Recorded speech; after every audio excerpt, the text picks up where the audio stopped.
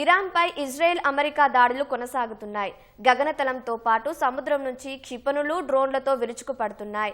ఫలితంగా టెహరాన్ సహా ఇతర నగరాల నుంచి ప్రజలు సురక్షిత ప్రాంతాలకు తరలి వెళ్తున్నారు. గురువారం ఒక్కరోజే ఇరాన్లోని 200 లక్ష్యాలపై దాడులు చేశామని ఇజ్రాయెల్ డిఫెన్స్ ఫోర్సెస్ తెలిపింది. ప్రస్తుతం ఇరాన్పై రెండో దశ దాడులు చేపట్టామని పేర్కొంది.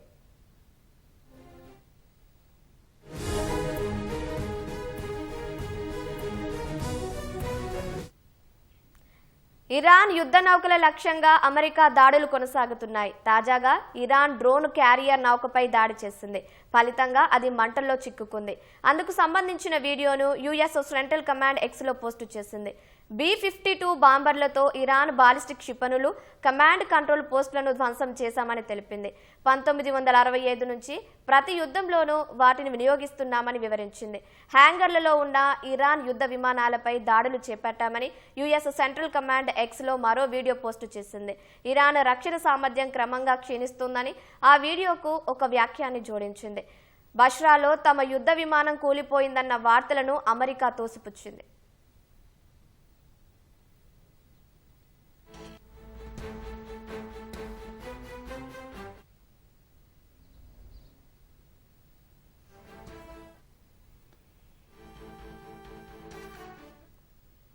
ఇరాన్పై రెండో దశ దాడులు చేపట్టామని ఇజ్రాయెల్ తెలిపింది. టెహరాన్ సహా ఇతర నగరాల్లోని సైనిక మౌలిక సదుపాయాలపై వైమానిక దాడులు చేపట్టామని పేర్కొంది.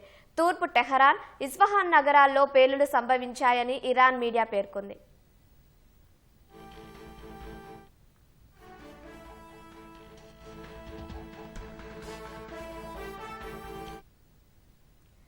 లెబనాన్పై ఇజ్రాయెల్ వైమానిక దాడులు చేపట్టింది. రాజధాని బీరుట్ సహా దక్షిణ తూర్పు లెబనాన్లోని పట్టణాలపై బాంబులను జారవిడిచింది. ఫలితంగా ఆ ప్రాంతంలో దట్టమైన పొగ అలుముకుంది. బీరుట్ దక్షిణ శివారు ప్రాంతంలోని ప్రజలను ఖాళీ చేయించి హెజ్బొల్లాకు చెందిన భవనాలను నేలమట్టం చేసింది.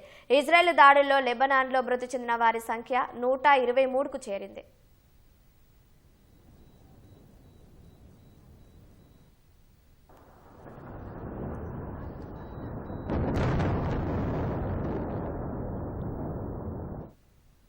లెబనాన్ సరిహద్దుకు 5 కిలోమీటర్ల దూరంలో నివసిస్తున్న ఇజ్రాయెల్ పౌరులు సురక్షిత ప్రాంతాలకు వెళ్లిపోవాలని హెజ్బొల్లా మిలిటెంట్ సంస్థ హెచ్చరించింది.